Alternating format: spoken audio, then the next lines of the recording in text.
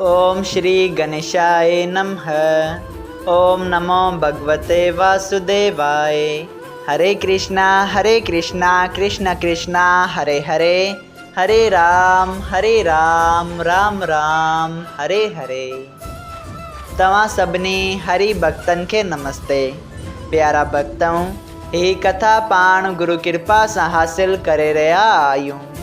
श्री गणपति सरस्वती जो दरे ध्यान करिया थो मां भागवत महापुराण जो बयान, जंहिंमें व्यासदेव ऐं श्री सुखदेव जी कयो आहे श्री कृष्ण लीला जो गुणगान। सभई चयो जय भागवतम महापुराण। प्यारा भक्तों, कल कथा में पाण श्रीमद् भागवत महापुराण साहिब जे 10 स्कंद जे 12 अध्याय जे 3 भाग में ॾिठो हो त श्री कृष्ण भगवान हिकु दफ़ो माता राधा ॾांहुं निहारे मुस्कियो, जंहिंजी मुश्क माता राधिका जे मन में वेही रही।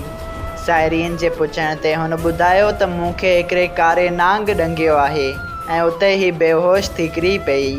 सभई साहेड़ियूं माता राधा खे उन जे घर वठी वयूं ऐं माता कीरत खे सॼो अहिवाल करे ॿुधायऊं। तॾहिं माता कीरत चयो त हिकु दफ़ो राधा मूंखे ॿुधायो हो त नंद जे पुटु कृष्ण हिकिड़ी ॿी छोकिरीअ खे नांग ॾंगण ते उन जी दवा दरमल कयो हो। तॾहिं माता कीरत यशोदा वटि वञी चए थी त तूं पंहिंजे पुट खे मूं सां गॾु मोकिल, छो त मुंहिंजी धीउ राधा खे कंहिं कारे नांग ॾंगियो आहे, तंहिं करे तूं पंहिंजो पुटु मूं सां गॾु मोकिल। माता यशोदा हैरान थी वई, चयईं पुटु मुंहिंजो ऐं मूंखे इहा ॻाल्हि तक ख़बर न आहे त मुंहिंजो पुटु जारूं फूकूम करे थो। तॾहिं माता यशोदा हैरान थी खिलण लॻी ऐं चवण लॻी, हे भेण, ही कहिड़ी ॻाल्हि पई करी? मुंहिंजो पुटु त बालक आहे, इन खे कहिड़ी जार फूक ईंदी हूंदी। तॾहिं माता कीरत कन्हैया खे घुरायो ऐं कन्हैया चयो त हा अम्मा, मूंखे जार फूक करणु अचे थी। तॾहिं कन्हैया वञी माता राधिका जी जार फूक कई। असल में प्यारा भक्तों, माता राधिका खे कंहिं कारे नांग न ॾंगियो हो, हू त सिर्फ़ु श्री श्याम सुंदर जी मुश्क यादि करे उन जे आनंद में मगन थी बेहोश थी पई हुई। सभई चयो जय श्री हरि। अॼु पाण श्रीमद् भागवत महापुराण साहिब जे 10 स्कंद जे 12 अध्याय जो 4थों भाग शुरू करे रहिया आहियूं। श्री सुखदेव जी स्वामी चवनि था, ए राजा, श्री कृष्ण जे वञण खां पोइ ब्रजबान ऐं उन जी स्त्री पाण में चयो त श्री कृष्ण ऐं राधिका ॿई पाण में शादीअ जे लाइक़ आहिनि। ऐं ललिता गोपी जंहिं सभु भेद ॼातो थिए, तंहिं श्री कृष्ण खे चयो त तूं वॾो गुनी थी पियो आहीं जो राधिका जो ज़हर जल्द लाहे छॾियई। इहो मंत्र कॾहिं बि न विसारज।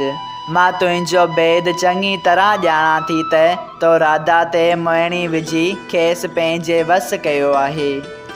एतिरो ॿुधी श्री कृष्ण खिलंदो पंहिंजे घर मोटी आयो ऐं यशोदा राधा जे आराम मिलण जो हाल ॿुधी ख़ुशि थी श्री कृष्ण खे पंहिंजी हिंज में खणी प्यार करण लॻी। एतिरी कथा ॿुधाए श्री सुखदेव जी चयो, ए राजा परीक्षित, हिकिड़े ॾींहुं श्री कृष्ण प्रभात जो ग्वाल बालनि सां गॾिजी खाधो ॿधी बन में वछरा चारण वियो, जिते वछरनि खे चरण वास्ते छॾे गहरनि क़िस्मनि जा गुलनि जा गहना ठाहे खणी पहिरिया। पशुअनि ऐं पखियुनि जी ॿोलियूं ॿोले पाण में खेलण लॻा त उन वक़्तु कंस जो मोकिलियल अगासुर राक्षस श्री कृष्ण खे मारण वास्ते उते पहुतो ऐं अजगर नांग जो रूप अहिड़ो कशादो ऐं डिघो बणाए रस्ते में वेठो जो हेठियूं चप ज़मीन ते त मथियूं चप आसमान में हुअसि।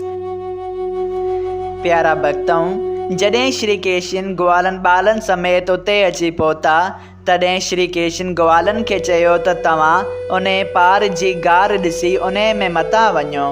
लेकिन ग्वाल ॿालनि संदसि चवण ॾांहुं ध्यानु न ॾेई वछरनि समेत उन पासे हलिया विया ऐं उन अजगर खे जो चैन कौअनि जी कशादगीअ में हो तंहिंखे ॾिसी पाण में चवण लॻा त ही त ख़ौफ़नाक जबल थो ॾिसिजे, हिन जे अंदरि न वञणु घुरिजे। तॾहिं तोख नाले छोकिरे चयो त असांखे कहिड़ो डपु आहे, दुख भंजन असां सां साण आहे। जेकॾहिं खणी ही राक्षस बि हूंदो त बि बकासुर ऐं वस्तासुर वांगुरु मारिजी वेंदो। जॾहिं सभई ग्वाल बाल ईअं चवंदा ऐं श्याम सुंदर जे मुंहुं ॾांहुं ॾिसंदा तारियूं वॼाईंदा अजगर जे वात में किरी विया, तॾहिं अगासुर अहिड़ो साह छिकियो जो सभई ग्वाल बाल वछड़नि समेत उन जे पेट में हलिया विया। उन वक़्तु अगासुर वीचार कयो त अॼु श्याम ऐं बलराम खे मारे पंहिंजे भाउ बकासुर ऐं भेण पूतना जो बदिलो वठी उन्हनि जे नालनि ते तर्पण कंदसि। इहो हाल ॾिसी श्री कृष्ण पंहिंजे मन में चयो, मूं खां सवाइ ॿियो को हिननि जी रक्षा करण वारो कोन्हे, तंहिं करे मूंखे बि हिन राक्षस जे वात में वञी हिननि जा प्राण बचाइण घुरिजनि। इहो वीचार करे श्री कृष्ण पाण बि अजगर जे वात में हलियो वियो। तॾहिं उन अजगर ख़ुशि थी खणी पंहिंजो वात बंदि कयो। इहो हाल ॾिसी सभु देवताऊं चिंता में पइजी विया ऐं राक्षस ऐं दैत जेके कंस जा माइट हुआ से ॾाढा ख़ुशि थियण लॻा। ए राजा परीक्षित, जॾहिं श्री कृष्ण पंहिंजो बदन वधाइण लॻो तॾहिं उन नांग जो साह खणण बि बंदि थी वियो, जंहिं करे कपाट खां संदसि साह निकिरी वियो ऐं श्री कृष्ण सभिनी ग्वाल बालनि ऐं वछड़नि समेत जीअं जो तीअं उन अजगर जे पेट खां ॿाहिरि निकिरी आयो। सभई चयो जय श्री हरि। उन वक़्तु देवताउनि ख़ुशि थी गुल फुल वसाइण लॻा ऐं दैत श्री कृष्ण जी इहा महिमा ॾिसी ॾाढा अजब में पइजी दुखी थियण लॻा।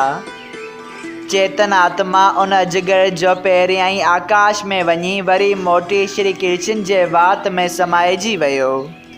ए राजा, अहिड़ी तरह उन राक्षस जी मुक्ति ॾिसी देवताउनि श्री कृष्ण खे पूर्ण ब्रह्म ॼाणी उन जी स्तुति कई। सभई ग्वाल बाल श्याम सुंदर खे चवण लॻा, तव्हां हिन राक्षस खे मारे असांजा प्राण बचाया आहिनि, न त अॼु असांजे मरण में देरि कान रही हुई। इहो ॿुधी श्री कृष्ण चयो, ए भाई, मां तव्हांजी सहायता सां ही राक्षस खे मारियो आहे। जे तव्हां न हुजो हा त ही राक्षस मूं खां न मारिजी सघे हा। ईअं चई श्याम सुंदर ग्वाल बालनि सां रांदि करणु लॻो। ए राजा, उन अजगर नांग जो बदन सुकी जबल वांगुरु पियो हो, जंहिं में ग्वाल बाल अंदरि वञी मथसि चढ़ी रांदि कंदा हुआ। उन राक्षस मरण वक़्तु श्याम सुंदर जो ध्यानु कयो हो, उन करे हू परम पद खे पहुतो। ए राजा परीक्षित, तूं इहा ॻाल्हि पक करे ॼाण त जेके मरण वक़्तु नारायण जी जो ध्यानु कनि था तिन जी मुक्ति थियण में को बि शक कोन्हे। श्री कृष्ण भॻवान 5 वरनि जी उमिरि में अगासुर खे मारियो हो, पर 1 साल खां पोइ उन जे मरी वञण जो हाल ग्वाल बाल पंहिंजे पंहिंजे घर कयो हो। एतिरी कथा ॿुधी राजा परीक्षित पुछियो त हे स्वामी, 1 साल ताईं इहो हाल न ॿुधाइण जो हिननि खे कहिड़ो सबबु हो? सभई चयो जय श्री कृष्ण। श्रीमद् भागवत महापुराण साहिब जे 10 स्कंद जो 12वां अध्याय संपूर्ण थियो। अगरि तव्हां सभिनी हरि भक्तनि खे हिन कथा मां लाभ हासिल थियो हुजे त कृपया हिन कथा खे ॿियनि हरि भक्तनि सां शेयर कजो त उन्हनि जो बि भलो थिए ऐं तव्हांजो बि भलो थिए। सभई चयो जय सिया राम। राधे राधे।